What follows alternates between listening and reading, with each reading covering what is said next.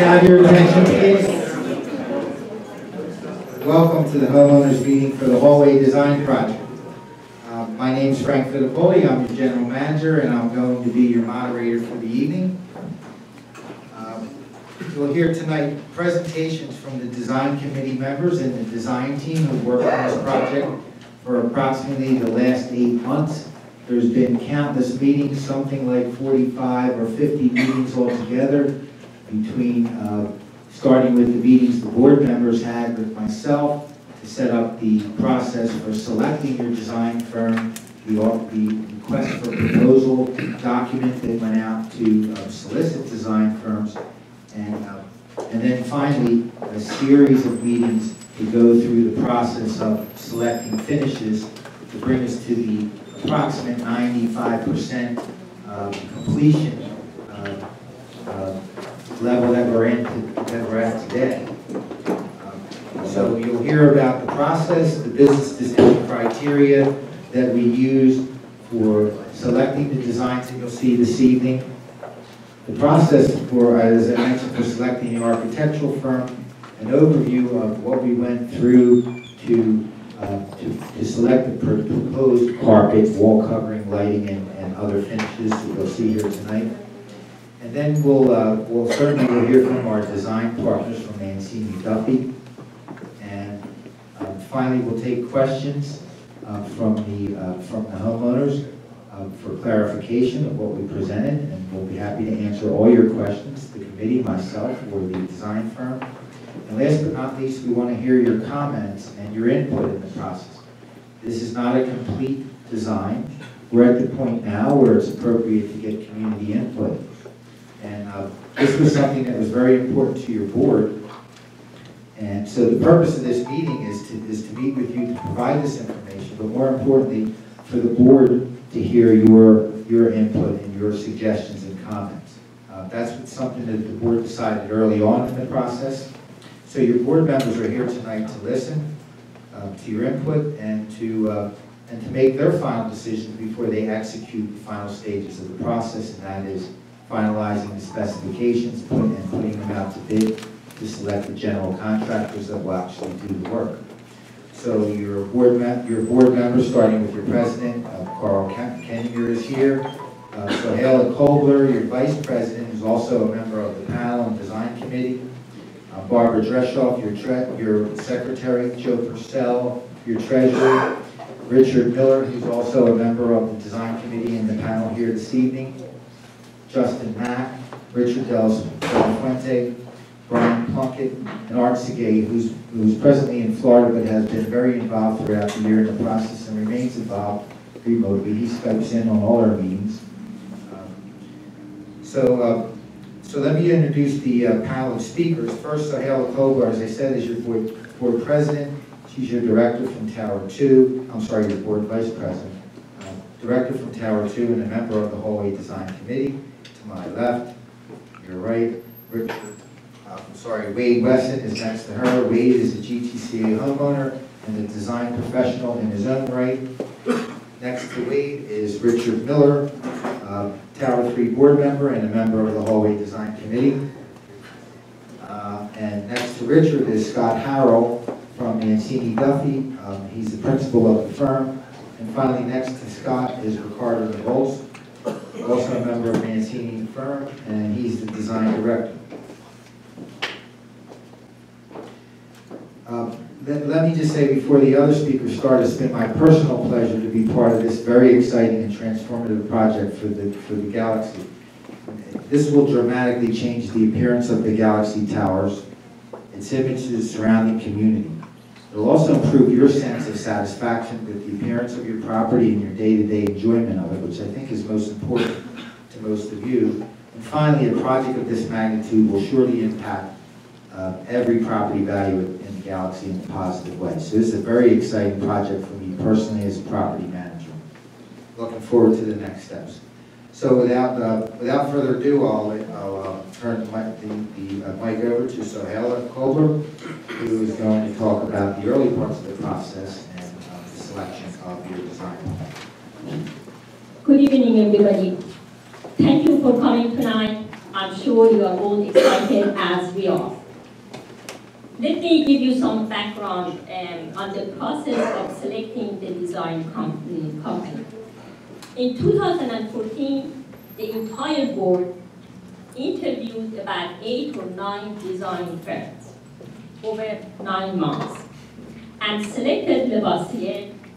But unfortunately, when we were during writing the contract and getting the proposal, we had to reject Lavoisier's proposal in favor of a competitive bid model.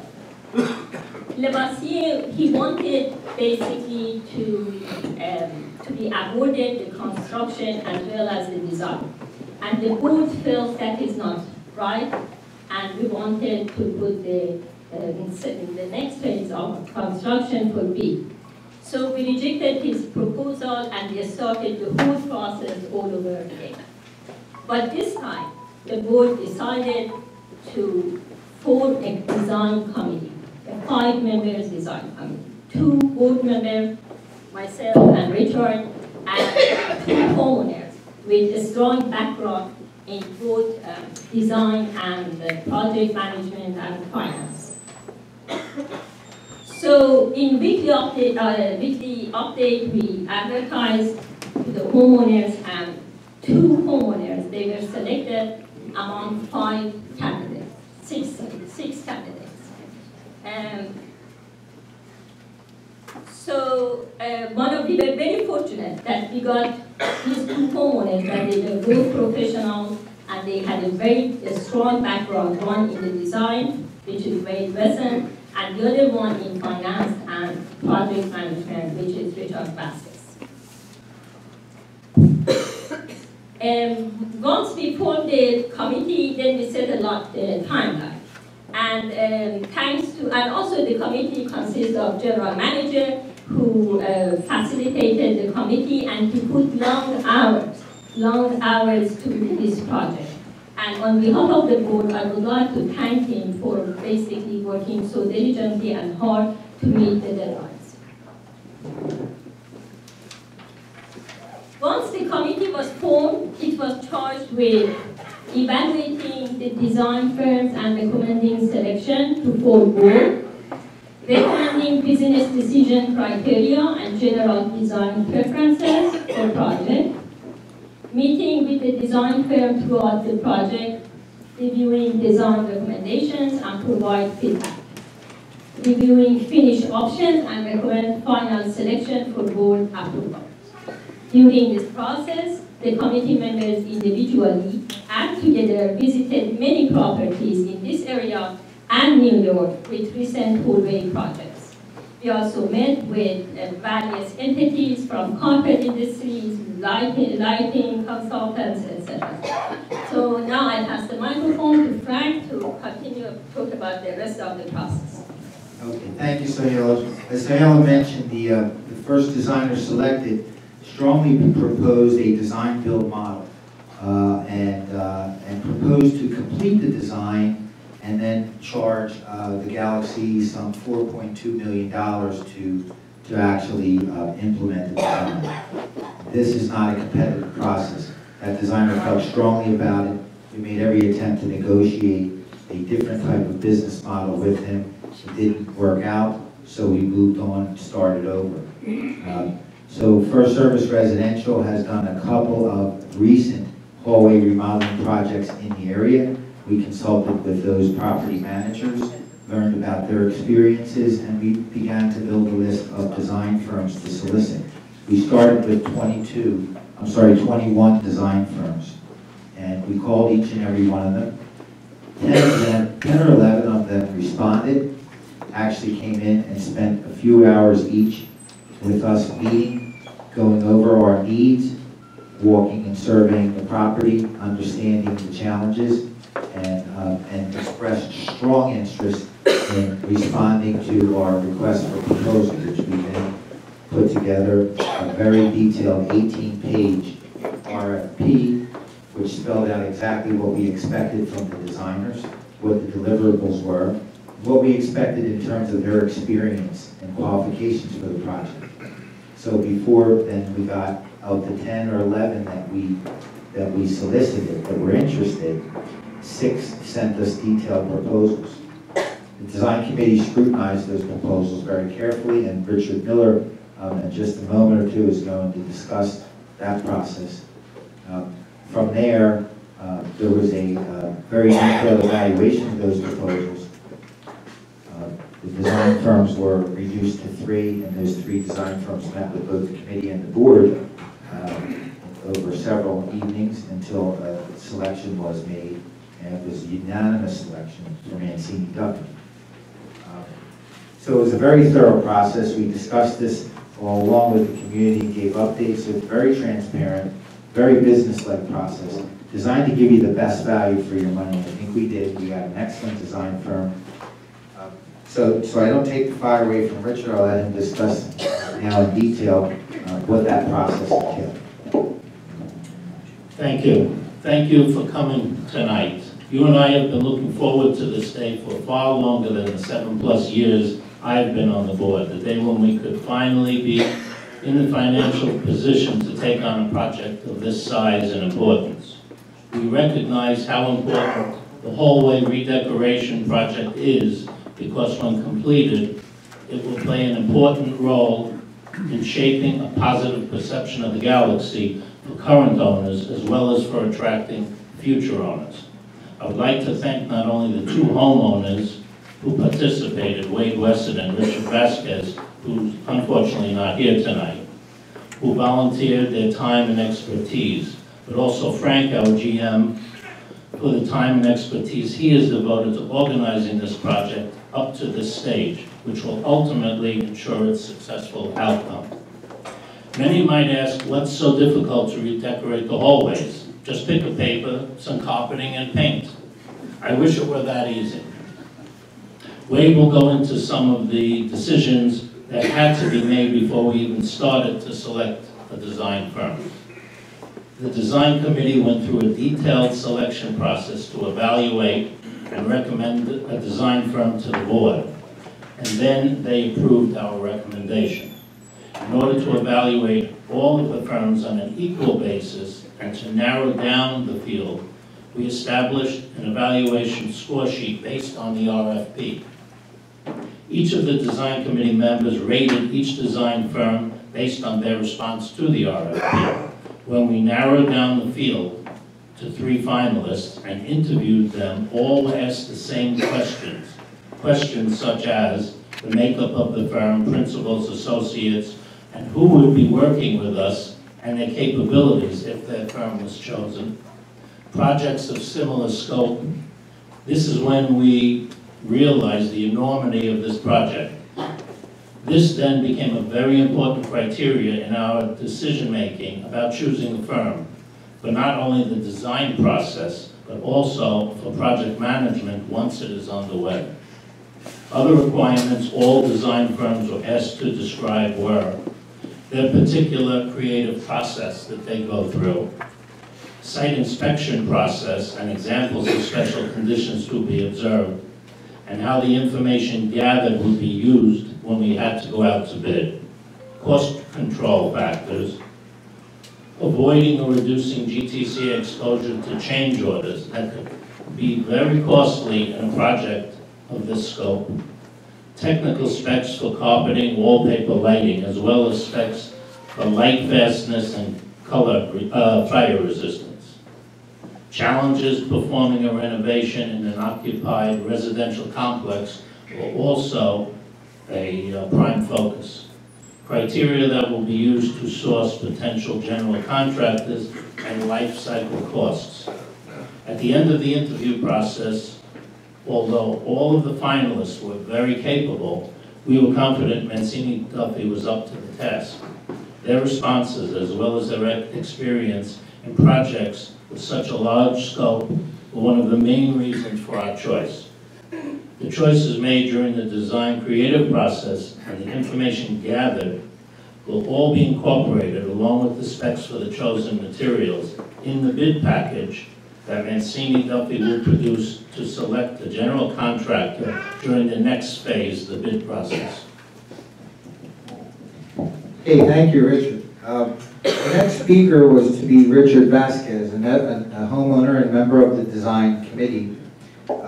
Richard has a background in hospital administration, real estate development, and finance. And unfortunately, he was unable to join us this evening. He had a personal emergency where he had to fly to Hawaii to work on his next development deal. And I should hope I would have such problems in the future as well.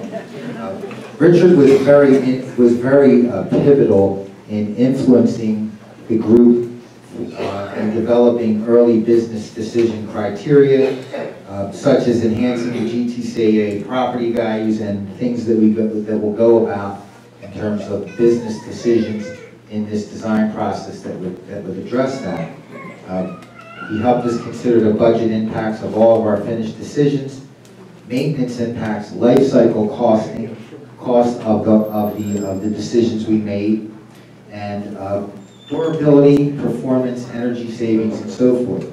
So every decision that we made here or we're proposing here was very strategically arrived at in consideration of those early criteria that were established. Finally, the usability of our decisions, because one of the things I mentioned early on is your day-to-day enjoyment and satisfaction of the property. So this isn't just about increasing your property values, which it certainly will, but it's about how you feel day-to-day about living in the Galaxy and your satisfaction with it. So, Lee, are you back? Are you back there? I'm here. I just want to show you a couple of examples and of some of the challenges we had in selecting some of the finer, more specific details of the design, which you won't see on the design boards, but Lee has an exit light there that I'm sorry, the light bulb that you're going to show up. Now, in your hallways have old style rectangular fluorescent lighting. Uses a bent fluorescent tube, a 4-foot tube, and this is a 31-watt light fixture. Now, that doesn't really mean anything to most people, except that what you'll see on the design boards is a more modern-looking fixture that's 12.5 watts. So that's a 60% reduction in the energy that your hallway lights consume. The new lights, being only 12.5 watts or 60% less in energy consumption, will also emit less light. And that might alarm you, knowing how gloomy and dark some of your hallways are. But the light bulb you see there, Lee, would you hold up again a minute? That light bulb, or that fluorescent lamp, projects its light in a 360-degree pattern. And most of that light is lost into the fixture. Only about 30% of that light reaches its intended target, and that's the floor and the walls below. So the LED lights that you see in the renderings, with only 12.5 volts, will produce less lumens and much more light. Now, this is significant for another reason. You'll save about $6,000 to $8,000 a year in maintenance cost to replace these light bulbs, and they're done continuously. About 25% of them a year burn out on average, and that's $6,000 to $8,000 in material and labor costs. Not to mention how long you have to suffer in the dark hallway while you're waiting for the maintenance department to get there with the light to replace it. The new lights will be guaranteed for 5 years, at least 5 years, and they won't lose their light levels for 5 years. So the maintenance costs are gone. The energy savings will be somewhere around $30,000 to $50,000 a year, which will come directly off your operating budget. Now these items are not finalized, because the final stages of the project will involve value engineering, where electrical engineers and lighting experts will calculate exactly how much light you need and where. So the disbursement of the lights, the replacement of the fixtures and so forth is not 100% determined. So those final details will come together in the next few weeks. Also, Lee has an example of the new lever-handled doorknobs. That's that other display I put behind there. If you can just lift that up. Okay. I'm sorry, but it's plugged in. What you can see there is it's simply a new doorknob that will go on all of your garage doors, hallway connecting building doors, and every stair tower door. The doorknobs that you have now, it might seem like a small detail, but the doorknobs you have now are no longer acceptable in terms of what's current building code. But your building being, considering when it was built, was grandfathered. Doesn't mean we shouldn't improve it. So there's lever handle doorknobs you'll find on all the doors you use regularly. Your stairwell, fire stairwell doors, your doors to your garage, your doors to your trash compactor rooms, and so forth. So I think, if I'm not mistaken, about 450 of those lever handles will replace your old style doorknobs. You can actually grab them and pull them open without struggling. So that's a little improvement. It won't increase your property values, but it will help your day-to-day enjoyment of your property. That exit sign, you see about 10 or 12 different styles of exit signs presently throughout the property. They'll all be made uniform. They'll look something like that. We think that's the final product. That's about a $50 per item unit that will be included in the budget. And one of the things that we don't like about the Galaxy lights is the current emergency lights. And we call these, the nickname for these things is bug eyes. This is one of the oldest styles that Lee is holding up. And these are very critical, certainly if you lose power. And although your current ceiling lights are backed up by your emergency generator, I'm told that during Hurricane Sandy, the generator was lost for some time and your hallways went pitch black. So while your generator backup meets current code requirements, it doesn't help you if the generator suddenly has a problem during the power period. It's happened in a lot of tragedies around the area, like the First World Trade Center bombing, for instance. They lost their generator and no one could see the stairwells. So, but we do want to get rid of those old bug eyes, and one of the ways we're going to approach that is to incorporate a battery backup light right in the emergency light. So when your power goes out, that emergency light doubles as a battery backup light. So you not only have your generator, but you'll have these as well. So we just pull the plug on that light, and that's what you'll see for about 3.5 hours or so. So we have 100% redundant backup. So these are some of the little details, the value details that we are. Okay, you can plug it back in. So when the power is there, hold on just a second. So I'm going to wrap this up in a minute, and then I'm going to turn it over to the designer. The next step will be the question period, because we do want to clarify all your questions, and then finally we'll hear all your comments. So we're going to have a very robust question period, I'm sure. One other thing that I'd like to mention about value engineering is when we specify a carpet, and Wade Wesson and your designers are going to speak more about the finish selections. This is in their wheelhouse. But when we specify a product, whether it's a carpet, a light, or whatever, we're not just saying we want a GE light fixture, or we want a Milliken or a interface carpet. We're providing a specification that's so detailed. It talks about how the backing is constructed, the yarn system, the dye method, the number of stitches per inch, the weight of the carpet, its flammability rating, smoke spread rating, and so forth, color fastness and antimicrobial factors, all of which are tested by laboratories. So when we put this bid out on in the construction community, we're going to request these items that we like, that we select, that your community selects, but we'll also open the door for equals that will be approved by us. And in advance, we'll already have the criteria for approving those equals, so we very quickly can compare alternative products. And that method will drive your costs down. We believe that the current budget, or budget projection, is about $3.5 million for this project. We believe that these types of strategic business decisions and the way we advertise this job for competition will drive those costs down to the lowest possible level, give you the best value for your money. So with that, I'll turn it over to Wade Wesson, who's going to discuss actual design decisions, and then following Wade will be our design team for Mancini. Okay, thanks, Frank.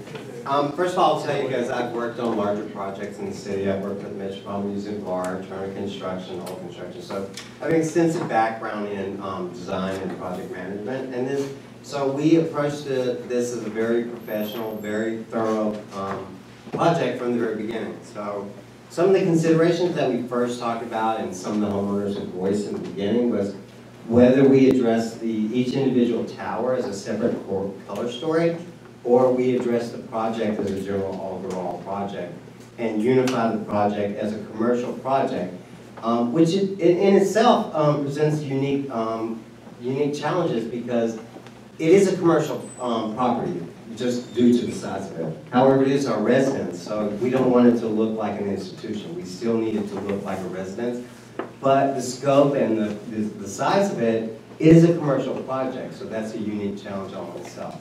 So in order to address the issue of how we identify where we are on the property, as opposed to having each tower have its own color story and its own color family, we decided to unify the property. It was the best approach based on common business practices in what's contemporary design right now, of having a unified property and identifying each individual tower by the color and the wayfinding signs in the property, so that there would be, each tower would have its own identity by the color of the signage and possibly, you know, your door, what's on your door, your apartment number, and some of the fixtures in the hallways would be different per property, but the whole property would be unified across the board. And that's the current trend in design. So to begin that process was a very daunting process. So where do you even start the whole process? So we decided that the best approach to that would be to look at the elevator gallery and call that a gallery in itself and address that as the focal point and then branch out into the hallways and address those individually as a separate unit. So based on comparable properties, that also, like I said, the real approach to this was to make the Galaxy contemporary again. It's a dated property right now, and there are a lot of things that make us dated, and there's a lot of properties very close by us that are very new and offer a lot more appeal. So there's a lot of things that are still appealing about the Galaxy, but we need to make them more contemporary. So in order to do that, there were a few things that we needed to address. And we addressed each of those on an individual basis. And first we started by addressing them as a concern or a way to update the property. And then we again evaluated that based on the financial cost of doing that. So, and balancing those two things was very important, because a lot of things that came up in the beginning to talk about and do became really cost prohibitive and not necessarily beneficial in the end. So some of the things that were, as we moved through the process, we wanted to make it contemporary but not trendy. Trendy meaning really bold graphics, things that people are doing right now that 2, 3, 5 years from now are not going to be contemporary and sleek and modern. So we didn't want to make the property very trendy, because that's not what the Galaxy is. So in order to do that, some of the things that we looked at were what's common practice now is dark flooring. That became very important for two reasons. Not only does it help hide the traffic and hide the dirt, this is a pet-friendly property. So we wanted to make sure that as you travel and as this wears and tears, that there was not, you couldn't see the wear and tear as quickly. So to do that, there were two things that we looked at. First was to create some surface texture in that dark color, because that distracts from the stains, so you don't see the stains as quickly. And the surface texture meaning it could be texture on the surface of the pattern itself, or a color variation within the pattern. Also on that dark flooring, we looked at carpeting versus broadloom and carpet tiles. What was really important to the committee and everyone that we looked at and spoke to about carpet tiles is that it doesn't look like carpet tiles. So that looks very industrial. So if we had square tiles that look like carpet tiles laid down on the floor, it looks more institutional and a lot less residential. So we tried to pick a pattern and a breakup in the pattern and some texture and variance in the pattern. that would, but still give us, that would break that surface up, but it still gives the opportunity to replace those tiles as they become worn and stained. That being said also, the flooring was very important that we pick a surface or a carpet that was stained that could be easily cleaned. So we made a preference very early on. We referred to some of the carpet manufacturers, and it became apparent to us that we should get a nylon-based carpet because it doesn't absorb the stains, and it was easily cleaned. So that was part of the criteria we set up in the beginning of the process. So in the whole design process, the second part of it was to get a medium-based wall texture. And you'll see that in both the designs, where the floor is darker, then the walls are a medium base, and the ceilings are lighter. And in the wall covering, there were two things that we spec'd very early on in the process, which is it should be a vinyl-based wallpaper. It's much more durable than a paper or even a poly-based wallpaper. And that wallpaper should have some sort of texture and surface interest into it. So we sort of went with the feel of a fabric sort of feel to the wallpaper, which is a richer, nicer feel, but still it needed to be vinyl-based. So we were looking for some sort of interest and texture and a variation in the color.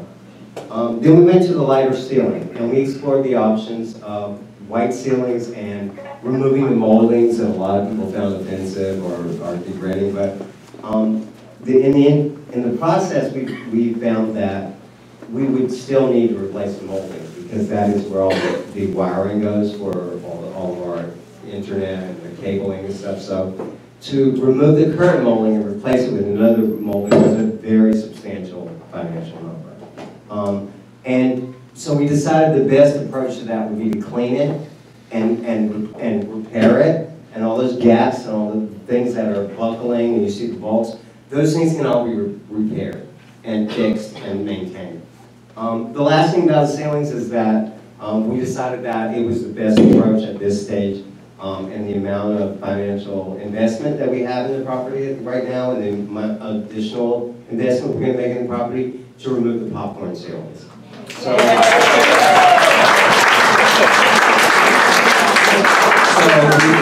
that is part of this whole budget process, is to take down all the popcorn ceilings, clean that surface, clean the molding up, lighten that up, put a medium tone on the walls, and then a darker tone on the floor.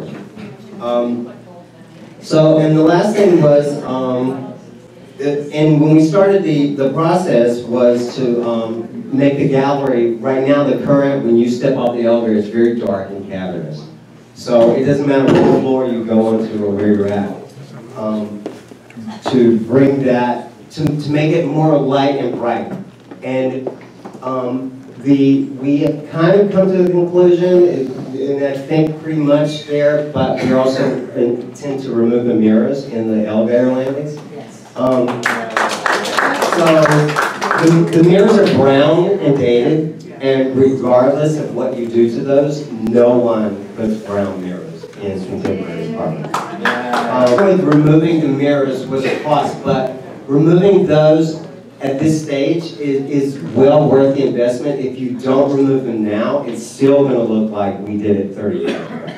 So to get it up to date is to remove those mirrors, but and doing that address the concern that people had of leaving the mirrors of the reflectiveness that they got. So we brighten the wallpaper, we get additional lighting fixtures, we brighten all those fixtures, and brighten that whole landing by making it a much brighter, welcoming space. So finally we addressed the last concern that people had were the high traffic areas so the 16th floor where you exit, the garage landings, the lobbies, where you go out to walk your dog on those floors. And there have been a discussion back and forth about not having carpeting on those floors, having carpeting on those floors. But I think we've addressed that adequately by the proper carpet and cleanability and durability of that carpet, so that those people have the same quality of their hallways that everyone else has, and that carpet can be cleaned and we can still keep the noise reduction down in the hallway. So that's pretty much the design process that we began with, and those are the directives that we gave, and then we turned it over to the interview process, and then we gave all those directives to Mancini Duff. Thank you, Aidan. Let's just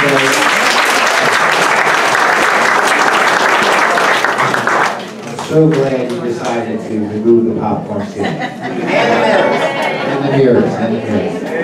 Okay, so to move it right along, our design partners from Mancini Duffy, Scott Harrell, and he'll open it and then turn it over to our designer, chief designer, Ricardo Navarro. Thank you, Frank. If I knew it was that easy just to remove popcorn ceiling and take down the smoke mirror, we could have been done a long time ago. Thank you very much. I think it's been a pleasure working with this committee. When they say they scrutinized us, they really did scrutinize us.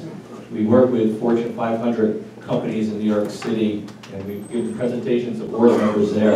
I think this was one of the roughest crews we ever went up against. And I think we got interrogated for about 2 hours. But thank you very much.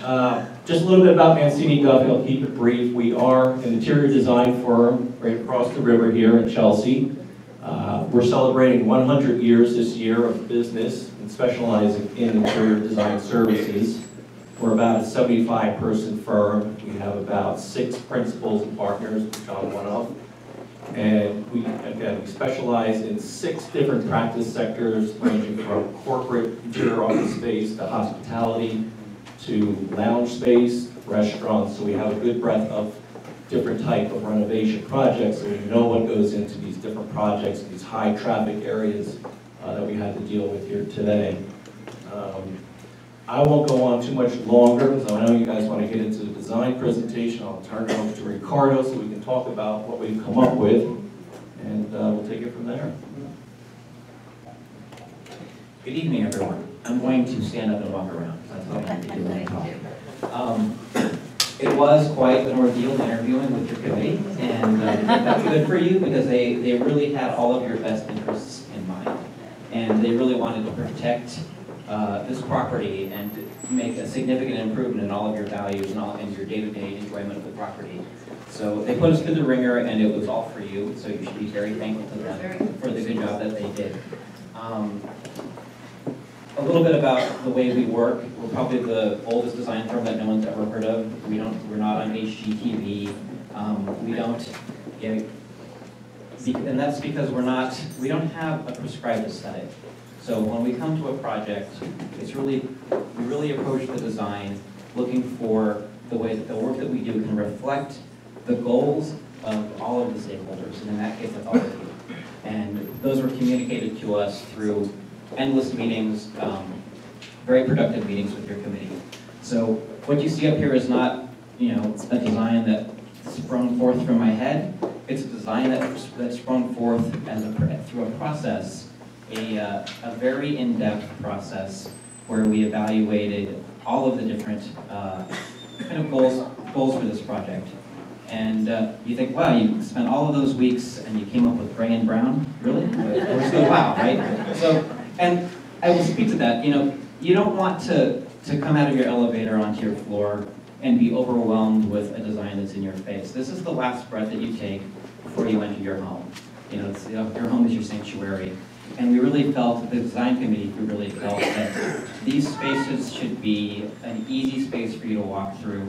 They should be durable, they should be elegant, the design should be timeless, they should be neutral, so that, really, when guests are coming, they're not distracted by the hallways. They pass through them, it's a pleasant experience, but then they're welcomed into your home. And that's where, that's really where everything happens, right? That's where the hospitality really starts. So it's really just a beautiful backdrop to kind of exist silently in the background, but also to bring this property up to the 21st century and keep it current for decades to come. This is a spectacular property. This is a spectacular project. This is the largest residential renovation happening in the Tri-State area right now, and we're very proud to be a part of it. And you should all be very proud that you're doing it. It's pretty amazing. These are architecturally significant buildings. The facility is spectacular. You have amazing amenities. You recently redid your lobbies, which are lovely. And really, the corridors and the elevator galleries are really the last thing. And taking cues from the work that was done in the lobbies, taking cues from works that are happening throughout this tri-state area and what high-end developers are doing with new high-end residences, we really felt that these two palettes would carry the Galaxy forward for decades to come. Option one, I'll walk you through it very quickly. The jungle carpet throughout has a slightly organic pattern to it. It's dark, it has a dark border. The dark border really allows the pattern to be somewhat linear, to turn corners. We do a little trick here. I'm going to pull this up for a moment.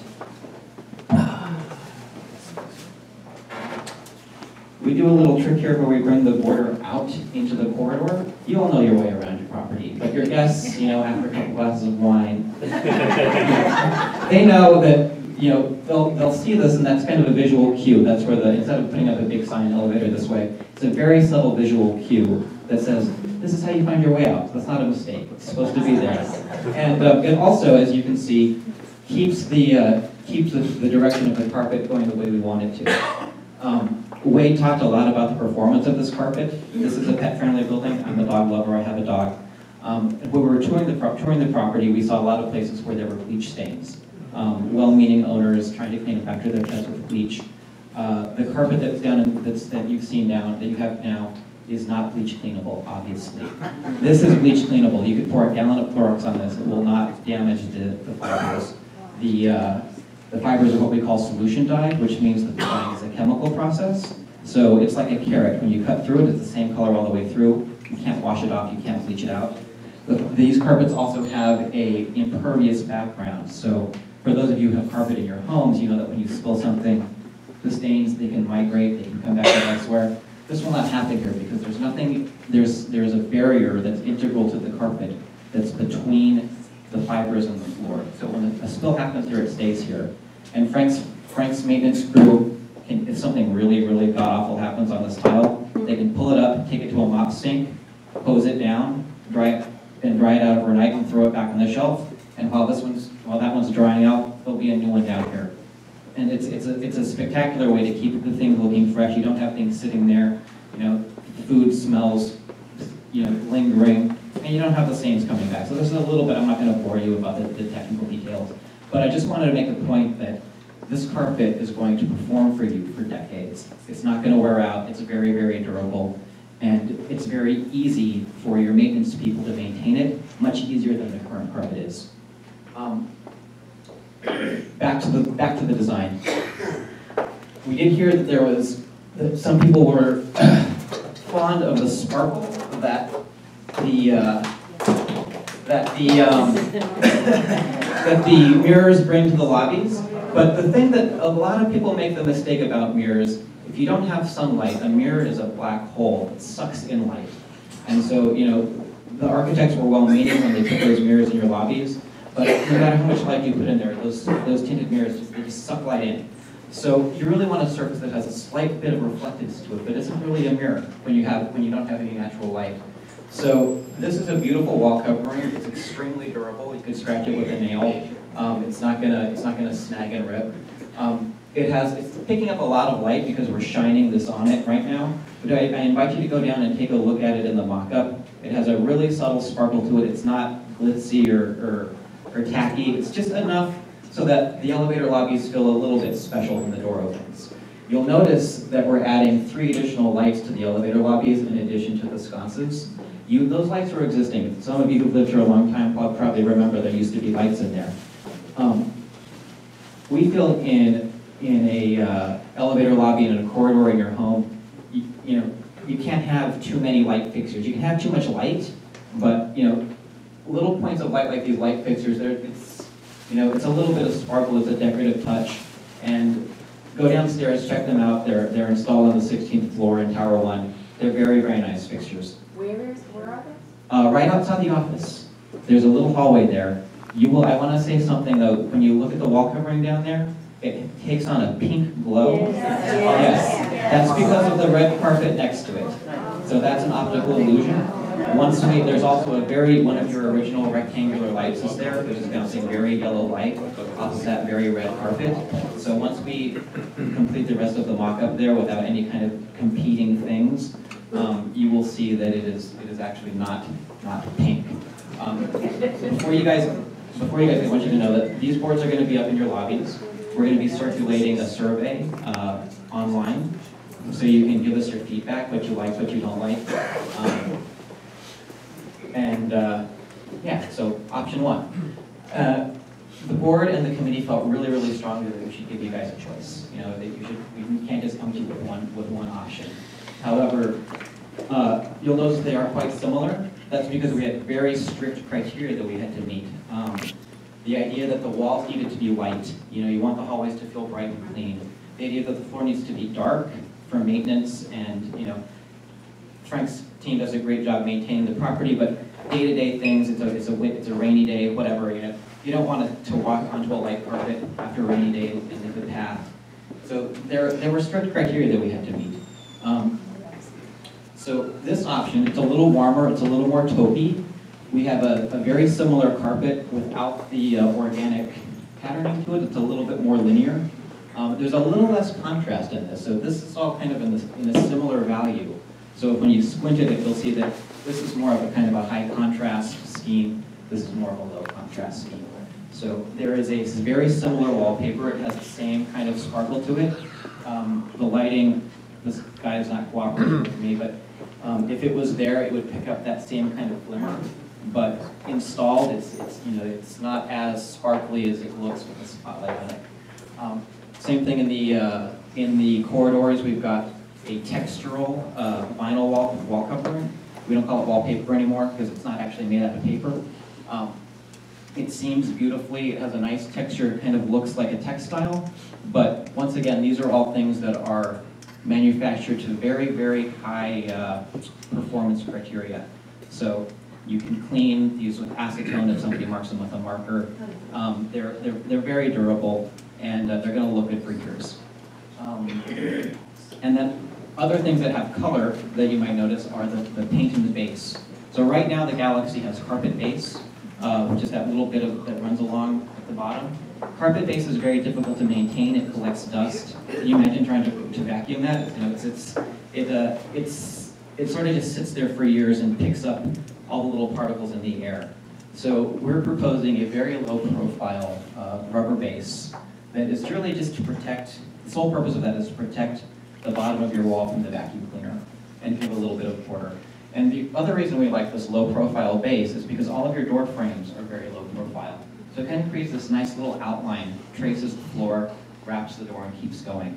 It's not a design feature, it's doing its job and keeping everything looking good and fresh. And then finally, paint. So back in the high contrast scheme, you know, the committee steered us towards this kind of inkier gray to give it a little bit of pop in the walls. When we looked at these renderings with a lighter paint on the doors, they just kind of looked washed out, a little sad. So the doors, a lot of the doors have been repainted several times. So when we do it this time, it's going to be done right, so you know. And we thought that there should be a little bit more pop in those doors. Back in the low contrast scheme. So the doors would be that dark gray? Yes, Yeah. yes. Thank you. And we did decide that it would be best if everything in the Galaxy architecturally was the same color. So the red, blue, and green are gone. But you know, as somebody who's relatively new to the Galaxy, I do understand that they do the colors do serve their purpose, because you need to understand where you are and where you're going. And I want to talk a little bit about signage, and this is still a work in progress. So the feedback we've gotten from these is that they're kind of boring. But what I want you to think about is that, or to really evaluate when you go back and write us your notes about this, is this idea that we're reserving the color for the towers, but we're going to express it, you know, kind of just in the signage. So, do you like it? You don't like it? Yes. I don't think it's necessary. You don't think it's necessary? I said 2 years ago, we don't need color coordinated towers, we don't need color on Okay, the please save your comments for the end of it. Yeah, so Let's get through the presentation. But everybody's going to have the opportunity to ask questions, give comments, and also write your comments online in the survey. But is that going to be the font? Please hold your questions. No, this is not. This is not going to be the font. This is just to show where it would go and how it would tell you where you're going. Right now, when you come out of the lobby, you've got a tiny little sign about the size of a business card here that tells you what apartments are there. And once again, this isn't really for you guys while we're here. This is really for your guests, for your deliveries, for people who are new to the building.